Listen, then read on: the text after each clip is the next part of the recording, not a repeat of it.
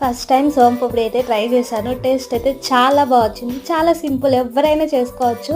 First ఎలా చేసుకోవాలో చూద్దాము. మీరు ట్రై చేయండి. సో, ఒక ప్యాన్ పెట్టి గీ ఆర్ ఆయిల్ వేసి హాఫ్ కప్పు మైదా, హాఫ్ కప్పు శనగపిండి తీసుకొని బాగా ఫ్రై చేసుకోవాలి. ఇందులో పచ్చివాసన అంతా పోవాలి. ఒక 5 మినిట్స్ బాగా రోస్ట్ చేసుకున్న తర్వాత దాన్ని జల్లించి పక్కన పెట్టుకుందాం. అదే ప్యాన్లో ఒక కప్పు షుగరు, ఒక కప్పు వాటర్ వేసి అందులో కొంచెం లెమన్ కూడా వేసుకోండి. సో, ఇది బాగా మనకి వాటర్లో వేసామంటే రౌండ్గా వస్తుంది మనకు. అలా వచ్చేంత వరకు దాన్ని బాగా కుక్ చేసుకోవాలి. సో, మళ్ళీ ఒక ప్లేట్లో గీ ఆర్ ఆయిల్ వేయండి, లేకపోతే అది అతుక్కుని వస్తుంది, కొంచెం కష్టం అనమాట. నేను వేయలేదు.